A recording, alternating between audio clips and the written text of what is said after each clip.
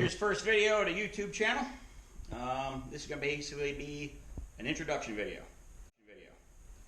Those of you who don't know me, I'm Charlie McNichol, Chaz, Chuck, or Charlie, known all through different circles. Behind us here is a Model A Roadster pickup.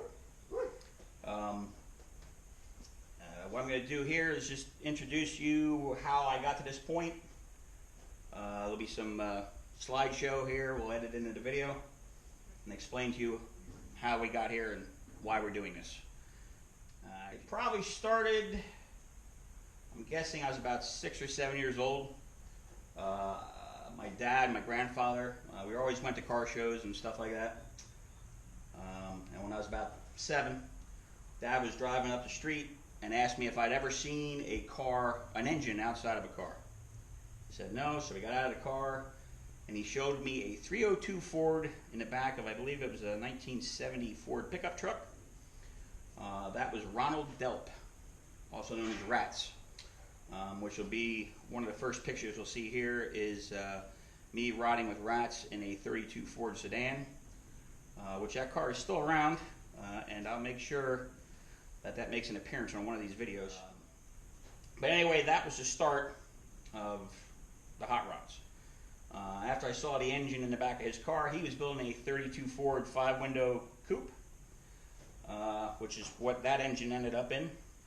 And behind that was the body of the car that you'll see a picture of, which he built afterwards. After that, he introduced me to the neighbor, Bob Sterner, who was also building a 32 Ford 3-window coupe. I also have a picture of that. I'll insert that into the video here. That was a high dollar car, or is a high dollar car. That's still around. I believe the guy still owns it.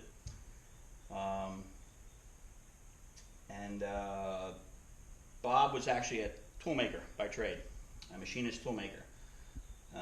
He made a lot of the parts for that car, and that's more or less how I became a toolmaker, because I got interested in his trade. Bob also was a Corvette guy. He still has the Corvette, 65 Corvette convertible, which was probably one of the first Corvettes painted at B&S Auto Body. B&S Auto Body will also come up later in the series. Good people. That's what got me interested in the street rods and the hot rodding community, if you will. Then when I was, let's see, it was after I had graduated from high school, my dad and I followed Rats and Sterner out to Syracuse, New York, Street Rod Nationals, where Brookville Roadster, the company that made this body here, had a display. In that display was one of the first bodies, like you see here, which is an extended cab Roadster pickup. I'll explain more what's been done to this body a little further on, but we went through it to Syracuse, and they had a body sitting there which was actually an original body that was already sold. Someone was picking it up there. It did not have a cowl in here, and there was a line of old Model A gas tanks and some original parts there for sale. Brookville Roadster is actually a division of Antique Auto Sheet Metal. I believe I'm getting the names right. And they make restoration parts for original Model A's also. So I saw it on display. I went and talked to my pop, and we were sitting there bench racing, as the guys say. And I remember Rat saying, "Charles," that's what he used to call me, "you'd look cool in one of those Roadster pickups." So I went over and talked to Chuck. Chuck was the brother of the owner of Brookville Roadster, and I asked him, what do you guys need to get started? I was 18 at the time. I didn't have that much money. I just bought a Harley Sportster and a Camaro, and I was making really great financial decisions. So while I was on the roll of buying Camaros and Harleys, I figured I'd start a street rod, because what other way to burn your money? So I talked to Chuck, and after talking to the guys, I actually scavenged up $500. I gave him a $500 deposit, and I ordered this body here. Just the body. That's what I started with, because that's all I had the money to start with at the time. I'll put some pictures in there. After I gave him a deposit in Syracuse, New York, he delivered this body to me in Carlisle, PA. We loaded it in the back of my buddy Ratz's truck. I believe, yeah, Ratz brought the body home in the back of his pickup. I had a garage I was renting in the alley of Reading. We drove the body down the alley, and that's where I started working on this. That was step one. So we had the cab. After I got the cab, I figured, well, I needed a frame. So I actually sat down and figured out, reading hot rod books and everything else, of what kind of frame I wanted to make. I didn't have the skills or the knowledge to make it myself. I still don't. So after I figured everything out, I called up a company, TCI, a chassis shop there out in California. I called them and told them what I wanted, and they said, well, your designs and all look really good, but we actually have that in the catalog. We can basically make you exactly what you want, and you don't have to spec anything out. They actually know the guys at Brookville, so they knew where to frame. So I did a lot of work I didn't have to do. Talked to them. They told me that, well, there's actually a dealer in your area. He's one of our vendors. That was RT Street Rods in Coopersburg, PA, who was actually one of the friends of Sterner and Ratz, one of the local speed shops. But I went up to RT Street Rods. I told them, hey, I talked to guys at TCI Chassis, and they said they could make a frame. I spec'd everything out with stainless steel suspension, independent front rear, 4-bar suspension in the back. I'll show you some pictures of that. Ordered it through RT Street Rods, and I had it delivered to where I was working at the time. Cobra Anchors. It actually got delivered to the building the day that the owner of the business was coming in, so it was kind of hidden against the wall. So if anybody was asking why there was a Model A Ford frame there, we were just going to tell them it was a brace for a machine. There was a 9-inch Ford rear laying there on the floor, suspension, brakes, and a frame. I didn't get in trouble for that, but probably would have been questioned why there was parts being delivered to the back of the shop. So after that, I got the frame. I took that down into the garage in Reading, which I'll show you some pictures of there. Started putting that together. Got it on rollers, rolling frame on wheels. Then the next thing was I called Brookville, and I said, well, now I need a pickup bed. So I ordered a pickup bed from them. They didn't take a deposit. They said, don't worry about it, you're a good customer. So they actually delivered the bed. Gave them an envelope full of cash when I got there. That was at Hershey. They delivered it to Hershey. And then we brought the bed home in the back of Sterner's truck, which was a chopped 78 or 77 pickup. There's some pictures of that I'll show in here in the slide. And then I sat the bed on. The next step, then I ordered the fenders. The fenders and the running boards that I'm going to start with. I ordered them for Brookville. They delivered those to York. I brought the fenders home in the back of my Uncle Jimmy's pickup truck, little Ford Ranger. So after that, I had the frame and fenders.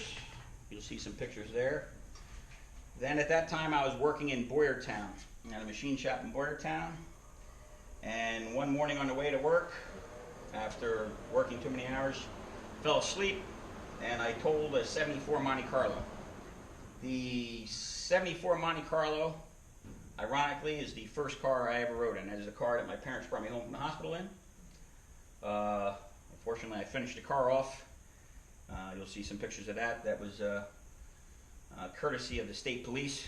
I did get a ticket for driving outside of my lane. Obviously, I couldn't argue that because the car was way outside the lane. You'll see in the picture. That engine, then we took it over to the local towing building, Weaver's Towing. We lifted the motor out, the engine out, and that engine block is what will end up in this vehicle here, hopefully someday. Then we started actually picking up some speed there, working on it. I got some cylinder heads from Airflow Research. They were they were made out in California. I believe Airflow Research is in California. I got those. Then I have a supercharger on it. It is an 871 supercharger. You'll see some pictures of that. And it actually started looking like a vehicle.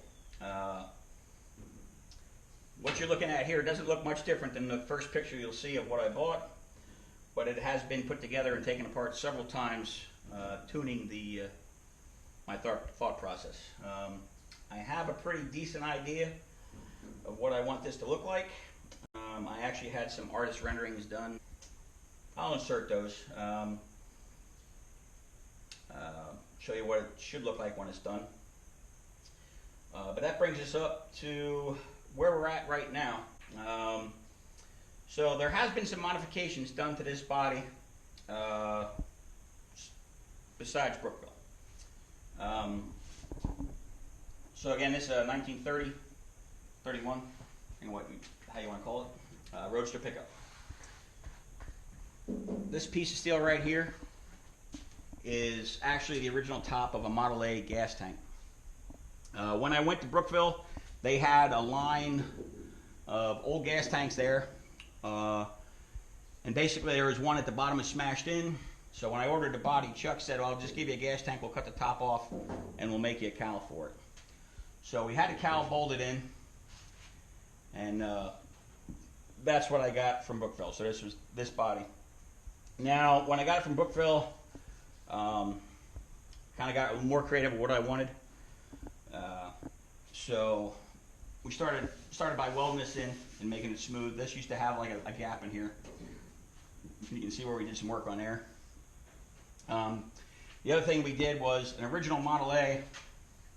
The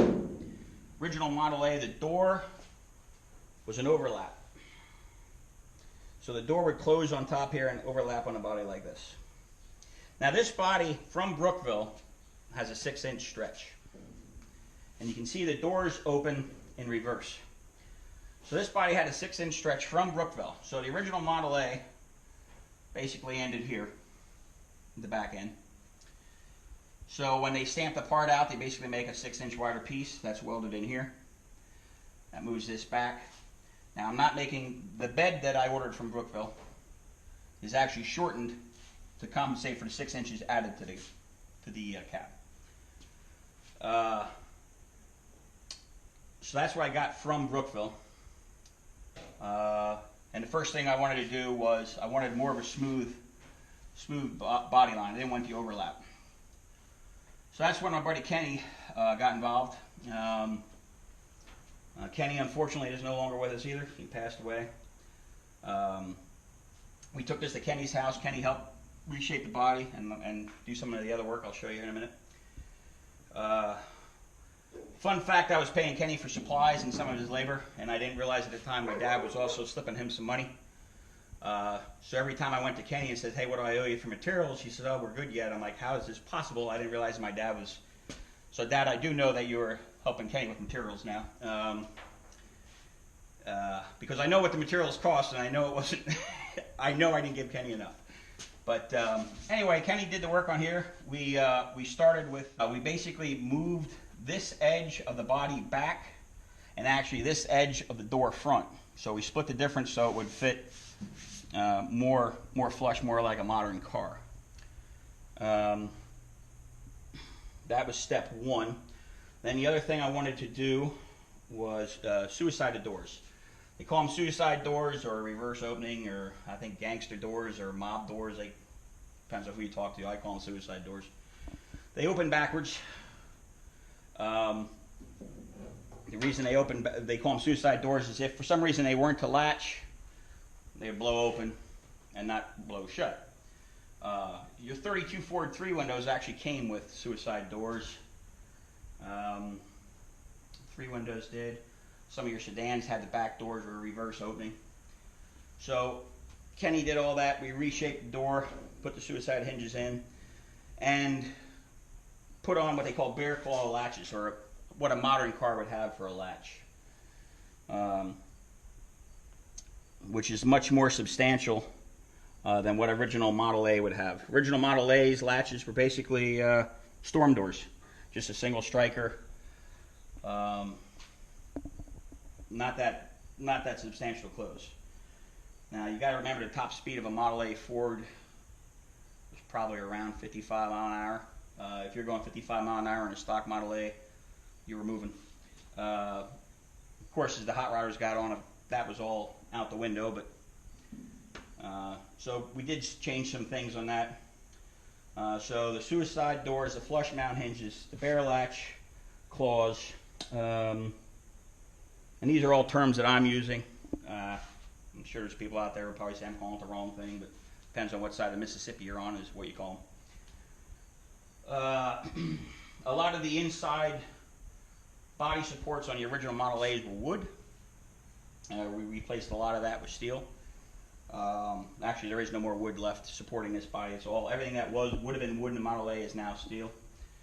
We added some supports because of the way we changed the body shape here for the doors. Basically, there wouldn't have been anything to hold these hinges here, so this is all new steel.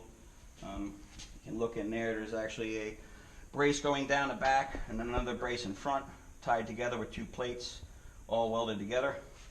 And towards the back corner there, we have a steel tube that's welded down to the floor. That gives the body more support. Up front here, look across there, you can see there's actually a steel tubing, 1/8 inch wall steel tubing that I have split.